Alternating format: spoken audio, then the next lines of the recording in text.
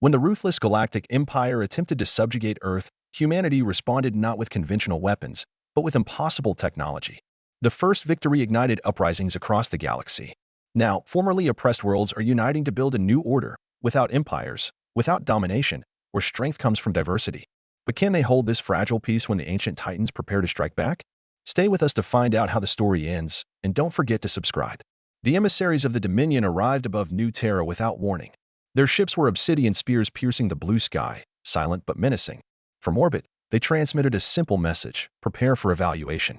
On the surface, President Amelia Grant stood atop the observation deck of Central Command, watching as hundreds of Dominion drones descended like a mechanical rain. Her advisors murmured around her, their voices tight with fear. Humanity had prepared for first contact, but not like this. The Dominion wasn't here for friendship. The leading envoy, a tall, silver-skinned being with 6 narrow eyes, stepped onto the landing pad escorted by gleaming machines. It introduced itself as Arbiter Keth. No greetings, no courtesies, only inspection. They examined New Terra's defenses with clinical detachment. The fusion cannons, the magnetic rail arrays, to the Dominion, they were relics. Keth spoke in flat, dismissive tones. Your species has potential. Limited, but salvageable. You will submit your genetic material, mineral resources, and technical archives for uplift processing. And if we refuse? President Grant asked, her voice steady. Keth's answer was a mechanical blink. Obsolescence. That night, the High Council gathered in emergency session. Fear rippled through the room, but beneath it, anger.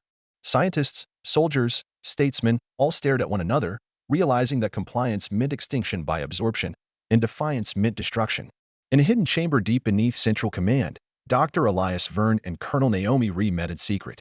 They oversaw Project Helios, an experiment so radical that even its existence was treason under Dominion law. Helios wasn't just a weapon. It was a redefinition of energy itself.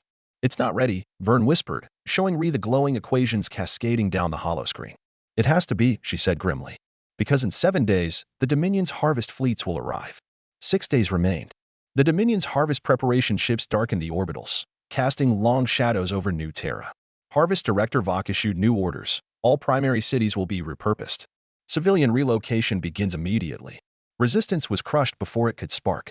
Dominion enforcers, tall, skeletal machines with plasma whips, patrolled the streets. Factories were seized. Communication hubs locked down. Yet beneath the occupied cities, the heart of humanity pulsed with rebellion. Helios was nearing completion. Its core was an unstable singularity, wrapped in a quantum lattice so fragile that even a slight misalignment could detonate the facility. Verne, Ree, and their team of 70 engineers and physicists worked in shifts so brutal they slept standing against walls. If we can synchronize Helios with the Dominion's own energy fields, Verne explained, we can turn their strength into their undoing.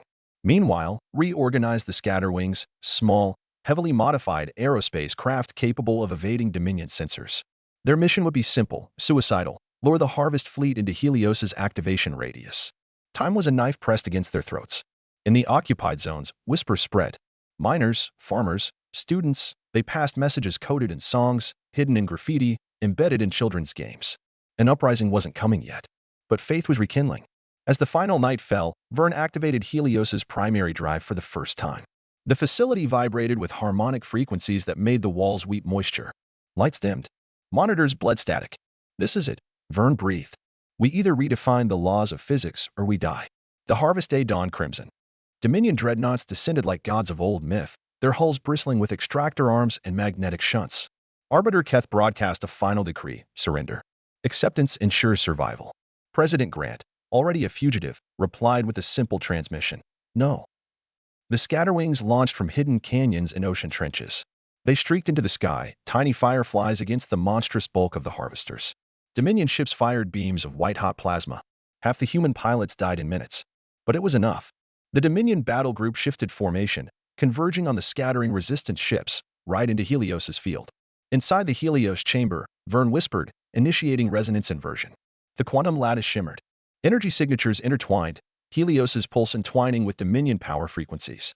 Then came a shudder that rattled the soul. Above New Terra, the effect was immediate. Dominion ships flickered. Their shields collapsed in sheets of golden mist. Extractor arms twisted into molten spirals. Engines howled and tore free from their housings. The harvest armada disintegrated. And Helios fed. The captured energy surged back outward, a tsunami of force that swept across the Dominion blockade. Keth's command ship, the judicator of civilizations, detonated in a silent burst of light, its wreckage raining down through the stratosphere. The Dominion was defeated for now, but New Terra knew better than to celebrate too early. The Dominion's loss at New Terra spread across the galaxy like a wildfire. On worlds where resistance had been crushed for generations, hope flared anew. In the slums of Alcaris, in the frozen domes of Tycho 9, in the orbiting megacities of Signet Prime, people remembered that even titans could bleed. President Grant broadcast a message to all free peoples: "We are not your leaders. We are your equals. We offer not rule, but partnership." Within months, 33 worlds declared independence. Some had access to their own Helios-derived technologies. Others relied on human engineers and volunteers who traveled the stars, seeding resistance. The Dominion struck back viciously. Scorched worlds. Silenced rebellions. But every defeat birthed two new insurrections. In secret conclaves, leaders of newly free worlds formed the Accord of Dawn, a loose alliance committed to mutual defense and technological sharing. No central government. No empire reborn. Just a promise: never again shall we kneel. Dr. Verne and Colonel Rhee oversaw the construction of second-generation Helios fields, smaller, portable, even more unpredictable. "Adaptation is survival," Rhee said, surveying the new prototypes. "And survival," Verne added, "is revolution." The Dominion changed tactics. Instead of fleets, they unleashed reclaimers, genetically modified shock troopers designed to infiltrate and destabilize rebellious worlds from within. Terror campaigns. Biological sabotage. Psychic subversion. New Terra became the prime target. Colonel Rhee led Operation Cinder, rooting out reclaimer cells with ruthless efficiency. Trust became rare. Paranoia common. But even in darkness, humanity adapted. Dr. Verne unveiled Helios Ascendant, a networked array allowing worlds to link their defenses, sharing energy across light years instantly. It was risky. A failure at one node could cascade catastrophically. But united, they were stronger. When the Dominion launched Operation Final Silence, sending a supercarrier fleet armed with black hole munitions, the Helios network activated. Worlds that had never met, cultures that had once feared each other, now stood as one. The supercarriers fell. Not to weapons, but to will. To unity. And the Dominion, for the first time in millennia, recoiled. 1 year after Harvest Day, the Accord convened on neutral ground, a space station built atop the ruins of an old Dominion archive. President Grant, Dr. Verne, and Colonel Rhee stood before representatives from 100 worlds. No longer fugitives or rebels, leaders of a new era. "The Dominion is wounded," Grant said. "But not dead. We cannot become them," Verne warned. "Power centralized is power corrupted. Our strength is diversity," Rhee finished. "Our weapon is cooperation." The Assembly ratified the Resolution of Sovereign Worlds, a declaration of mutual independence, mutual defense, and mutual respect. Above them, the stars beckoned. For the first time in galactic history, the future would not be dictated by a single empire, but shaped by countless voices. Humanity had not merely survived. It had changed the very definition of power itself. The Age of Accord had begun. The scars of the Dominion's rule were not easily healed. Across liberated worlds, old infrastructures crumbled without imperial maintenance. Former governors turned warlords carved territories for themselves. Starvation, disease, and chaos threatened to consume the fragile victories won in blood and sacrifice. On New Terra, President Grant stood once more atop the observation deck of Central Command, gazing at a sky now crowded with refugee ships seeking haven. Humanity had lit the first flame of freedom, but freedom, she realized, demanded more than courage. It demanded rebuilding. "They need more than promises," Colonel Rhee said beside her. "They need order." Grant nodded. Without falling into the same trap the Dominion did. In secret, a new initiative was born, Project Orion.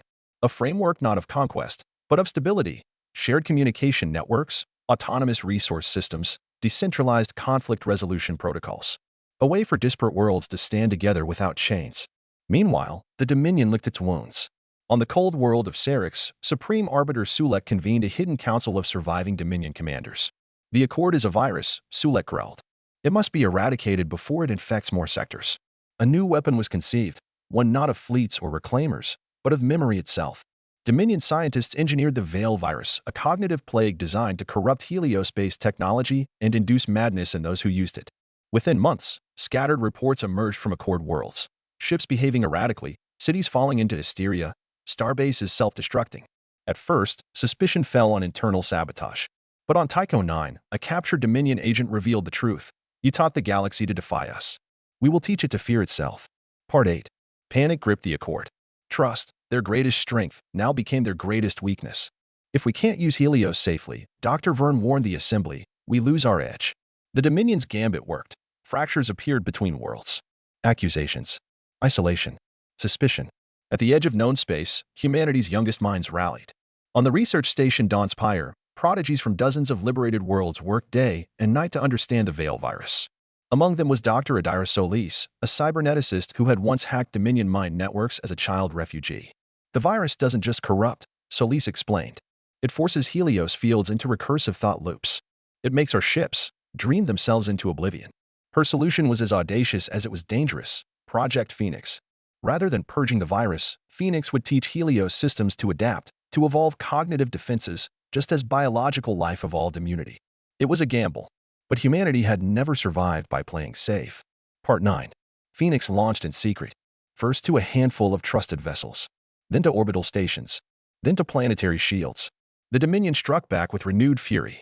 Harvest fleets, long thought shattered, re-emerged, armed with technologies harvested from dark worlds beyond the Orion Arm.